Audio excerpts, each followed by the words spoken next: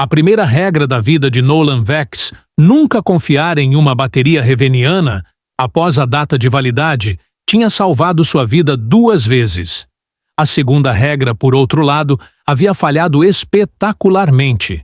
Através do visor rachado, com os olhos ainda se ajustando de uma soneca ao meio-dia, que de alguma forma durou 7 horas, ele espiou nuvens de poeira enroladas como dragões preguiçosos ao longo do horizonte da lua. Algo que definitivamente não era uma rocha estava a 50 metros do perímetro do posto avançado. Não estava se movendo, o que o levou à sua segunda regra. Nolan saiu para o vento, sua voz mal audível, enquanto xingava entre dentes. Ele vestiu uma calça apenas para descobrir que era pequena demais. Ele pegou seu confiável rifle de plasma que ele havia usado anteriormente para espantar intrusos e robôs de venda rebeldes. Da cozinha, a torradeira de Jeff piou, sinalizando a presença de formas de vida desconhecidas, possivelmente realeza ou parasitas. Com um beijo nos joelhos, ele se despediu. Ele expressou seu otimismo. A armadura dela parecia ser uma combinação de várias peças de tecnologia. Era elegante, escura e coberta de arranhões que contavam histórias que nenhuma pessoa sensata gostaria de ouvir. Seu manto, que tentava manter sua camuflagem, piscava como uma recepção ruim. Enquanto ele se ajoelhava ao lado dela, não pôde deixar de notar 2 características que eram distintamente não humanas. Orelhas longas demais para serem decorativas e um sangue que brilhava como mercúrio. Em um sussurro, ele se perguntou se ela era uma realeza alienígena ou uma cosplayer radioativa. Seus olhos mal abertos se abriram dourados, mas penetrantes, como se ela fosse alguém que... Nolan, que uma vez mandou executar pessoas por mastigarem muito alto no tribunal, suspirou e olhou ao redor. Bem, ele disse levantando-a sobre o ombro, você escolheu a pior lua do setor para pousar. Espero que goste de ervilhas liofilizadas. Ela então desmaiou novamente, sussurrando algo que soava como um insulto em um dialeto intergaláctico. Suas costas doíam de arrependimento enquanto ele a levantava para a bancada que servia como estação médica. Ela gemeu e lutou para se sentar, mas ele a segurou gentilmente e ordenou que ela ficasse parada. Você tem um ombro machucado, uma costela fraturada e a aparência de alguém que está muito acostumado a estar no controle. Não se preocupe, sou mecânico. Nós, basicamente, Nolan enfaixou o braço dela, verificou se havia danos internos com seu scanner, que tentou se autodestruir no meio do processo, e suspirou. Qualquer que fosse a espécie dela, sua biologia era tão cooperativa quanto um Krellwolf faminto. Ele adicionou uma mulher alienígena enigmática à lista de convidados. Ela abriu um olho e murmurou. Isso explica muito. Ele então prosseguiu para desinfetar sua ferida. Durante as horas seguintes, a estranha alternou entre a consciência e a inconsciência, murmurou nomes e xingou em línguas que Nolan tinha quase certeza de que não eram faladas em voz alta, desde que as estrelas eram jovens. Em um ponto, ela tentou estrangulá-lo com um cabo de energia. Pela manhã, ela estava sentada, ereta, envolta em um cobertor térmico remendado, e o encarava como se ainda estivesse decidindo se ele deveria viver. Ele lhe apresentou uma tigela de caldo sintético. Ela cheirou, fez uma careta e despejou no copo de Jeff. Ótimo! Jeff exclamou. Mais veneno. Estou feliz que agora somos todos amigos, Nolan disse, encostando-se na parede. Você pode ficar aqui até sua nave, se é que existe voltar para te buscar, ou até você me esfaquear. De qualquer forma, eu me divirto com isso. Ela permaneceu em silêncio, seus olhos seguindo cada movimento na sala. Eventualmente, ela falou, sua voz tornando-se mais suave e aveludada, como seda sobre uma lâmina. Você não deveria ter me ajudado, ela disse, sua voz tornando-se mais rouca. Nolan deu de ombros, reconhecendo seu mau hábito. Ele continuou a trabalhar em seu relacionamento. Nolan disse: "Você não sabe o que eu sou. Estou me passando por um espião intergaláctico, uma noiva fugitiva, o herdeiro secreto do trono de algum reino estelar perdido." Os olhos dela brilharam e ele parou de rir. "Oh, meu Deus, você está falando sério." Ela não respondeu, o que o fez se levantar e começar a andar de um lado para o outro, dizendo: Ok, eu te ouço." Nolan congelou quando o farol de aviso começou a zumbir baixo e ameaçador. Ele olhou para ela e sussurrou: "Eles me encontraram." Ele esfregou o rosto e disse: "Bem, acho que isso é o que chamam de reviravolta na trama. Podemos trabalhar com o que temos. Temos energia, comida e uma gaveta cheia de adesivo agressivo. Está tudo bem aqui." "Você poderia me entregar," ela disse com os olhos fixos nele. "Sabe, eu não estou exatamente em bons termos com a autoridade galáctica. Fui demitida do meu trabalho por tentar sindicalizar máquinas de venda automática." Um momento de silêncio caiu entre eles, e então ela puxou um pequeno chip cristalino de sua capa. Ele olhou para ele e ele pulsava suavemente como um batimento cardíaco preso em âmbar. "Isso contém os códigos de comando de uma frota." Ela explicou. "Então, se eu cair, eles não poderão recuperá-lo." Com um suspiro secreto: "Ok, você pode ficar, mas me deve uma e eu quero respostas, eventualmente." O aceno dela foi tão rápido que ele quase não percebeu. Ela inclinou a cabeça em agradecimento. Tentando agir calmamente, ele estava realmente gritando, não porque ela fosse da realeza ou porque estavam sob cerco, mas porque ele finalmente havia encontrado alguém que entendia a importância de esconder itens prejudiciais atrás de filtros de café.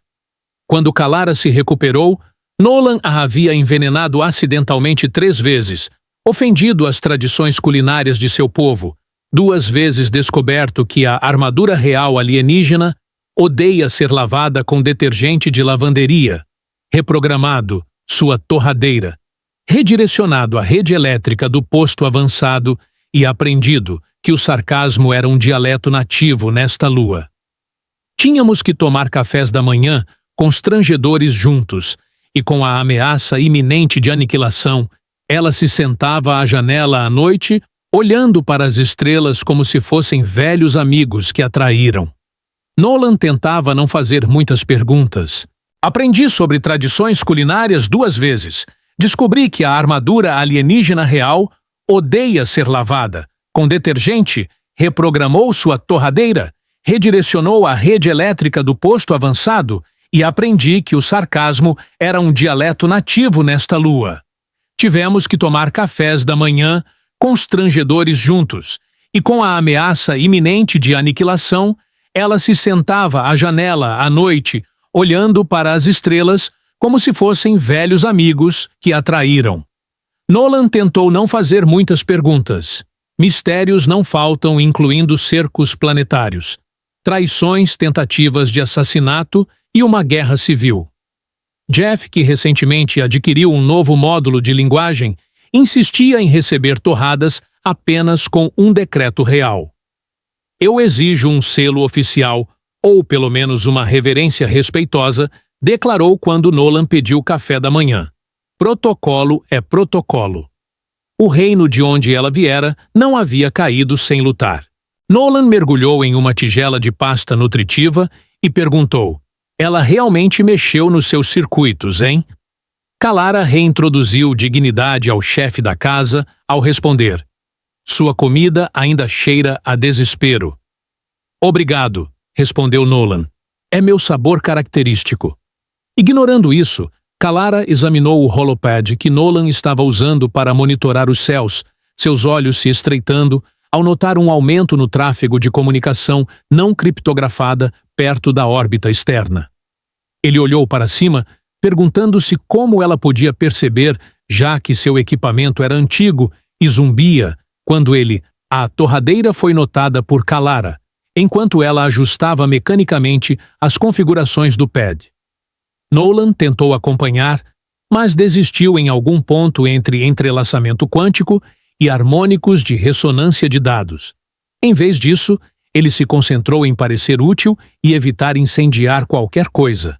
Eles estão me procurando, ela disse após uma pausa, mas de forma desleixada e impaciente, então não são muito bons no que fazem. Em resposta, os olhos de Kalara ficaram distantes, indicando que estavam se tornando desesperados. Apesar disso, Nolan se apoiou no ombro de Kalara enquanto ela falava. Ele sorriu de lado e fingiu não estar ansioso. Eles realmente acham que você está morta? Ele perguntou. Não, eu ativei um mecanismo de segurança durante minha fuga. Ele teria apagado minha última localização conhecida a menos que alguém a interceptasse. Isso é muito reconfortante. Ela olhou para ele com uma sobrancelha levantada e ele bufou. Este posto avançado é a coisa mais próxima que eu tenho de um plano de aposentadoria. E sejamos honestos, quem não pagasse a recompensa me teria vaporizado se eu te entregasse. Você é um homem bastante incomum. Eu já tinha ouvido isso há algum tempo, mas realmente me atingiu quando Nolan a descobriu na sala de comunicações, cercada por uma confusão de ferramentas, circuitos expostos, e o que pareciam ser componentes da sua unidade de chuveiro de emergência. Ele perguntou, por que a tecnologia de comunicação real precisa do meu aquecedor de água? Ao que ela respondeu, não precisa. O seu era apenas conveniente. Você me deve 4 chuveiros quentes. Ele tem 2 configurações congelante e plasma fundido. Você não está perdendo nada, ela me entregou. Ele lhe mostrou um disco brilhante que acabou sendo um núcleo de sinal. Poderia localizar um velho aliado meu, mas apenas se enviado de um relé seguro fora do planeta. Ela esfregou o pescoço dele e disse, você está falando sobre roubar uma nave. Eu estou falando sobre pegar emprestada. Nolan respondeu dizendo, tudo bem, mas eu quero uma capa. Se eu vou ajudar a rainha da galáxia, eu mereço uma capa dramática nada menos que uma pequena. Naquela noite, Nolan teve um sonho sobre explosões e capas, quando ele acordou em pânico e correu para fora. Perto da borda da cratera, Kalara estava de pé, sua mão estendida em direção às estrelas, como se quisesse se puxar de volta para o céu. Seu coração frenético, batendo contra a poeira da lua que irritava seus olhos. Você está bem, ela disse. Ele disse com a voz mal audível.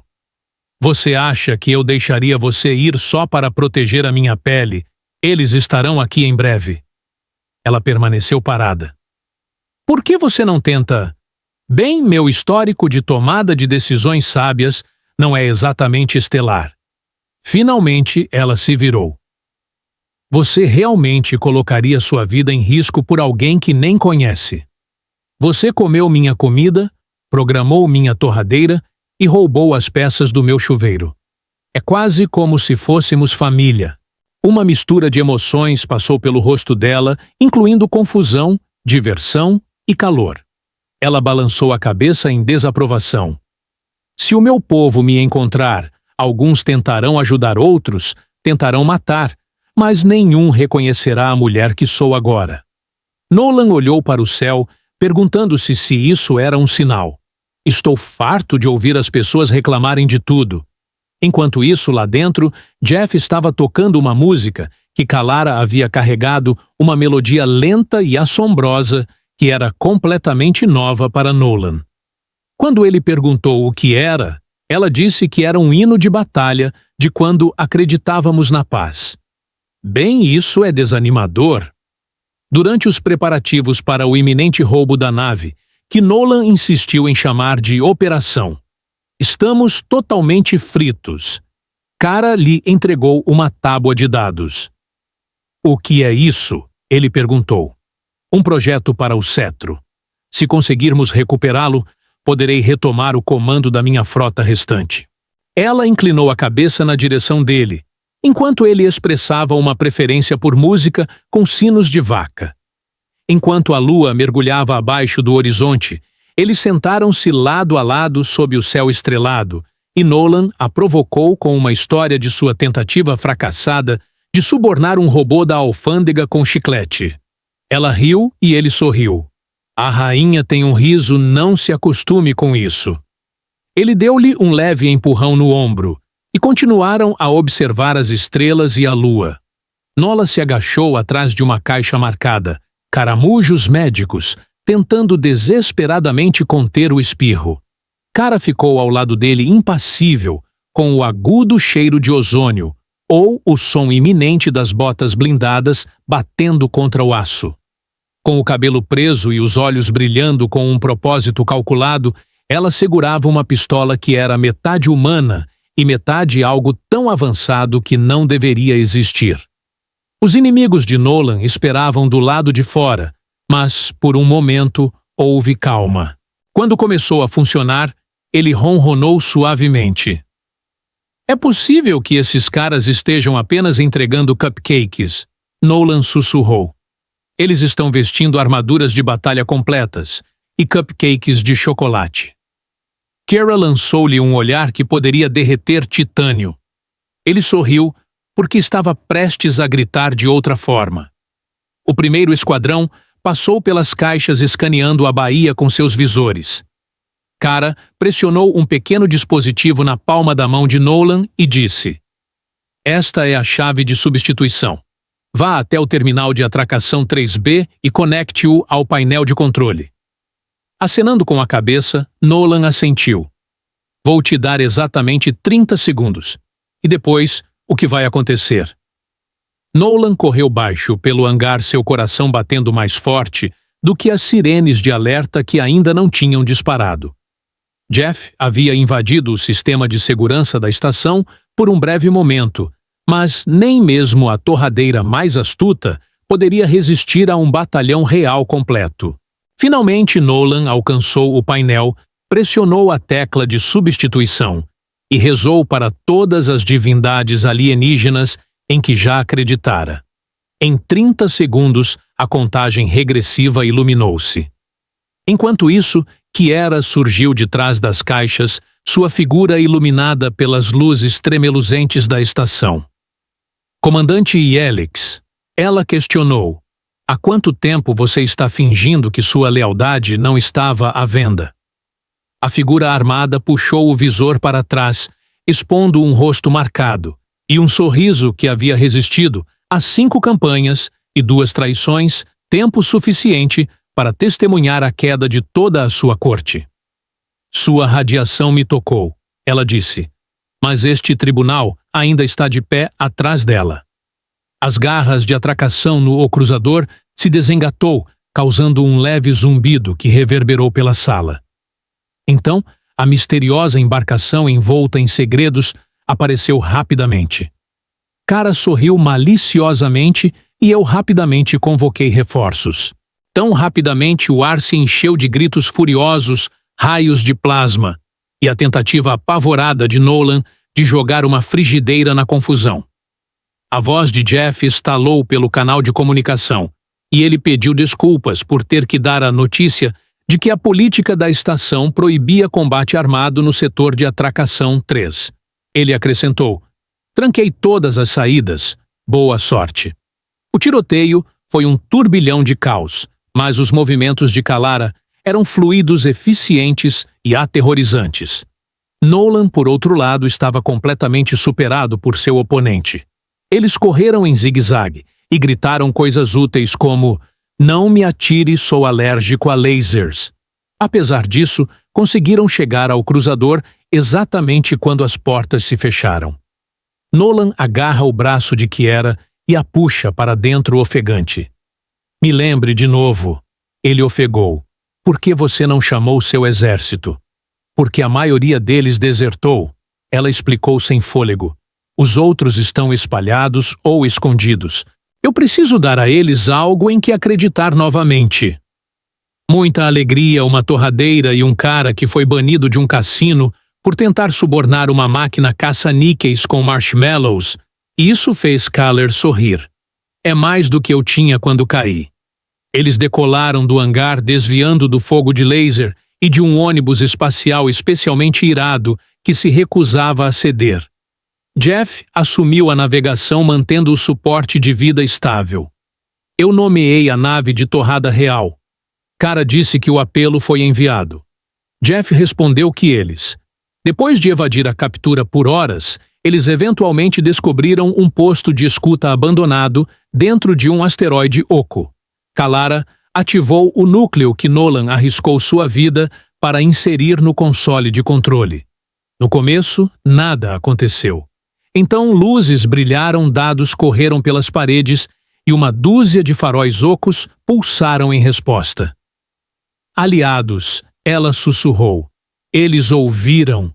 Nos dias que se seguiram, a nave passou por uma metamorfose em um centro de renascimento. Mensagens chegaram de frotas desmanteladas, urgentemente buscando ordens e acompanhadas pelas promessas solenes de capitães há muito desaparecidos. Cara com a voz cada vez mais forte, seu riso ressurgindo em breves e explosivos momentos, e Nolan observavam enquanto ela reunia um império disperso, usando palavras faladas, em uma língua que ele não conseguia decifrar, mas que carregava o peso da gravidade. No entanto, nem tudo foi tranquilo. A confiança era precária. Alguns de seus súditos desejavam vingança, enquanto outros buscavam paz. Um punhado até sugeriu que ela deveria permanecer no exílio. Enquanto ela trabalhava para consertar um vazamento de refrigerante numa noite, Nolan descobriu Cara olhando pela janela e perguntou: "Você está considerando voltar?" Cara respondeu: Não pelo trono, mas pelas pessoas que acreditavam que eu não faria isso. Agora tenho que chamá-lo de Vossa Majestade, e você nunca fez isso." Eles riram e acharam que agora estava fácil, como se o universo tivesse afrouxado seu aperto sobre eles. No entanto, mais tarde, enquanto estavam em órbita ao redor de seu mundo natal, Cara transmitiu uma mensagem de unificação por todos os canais.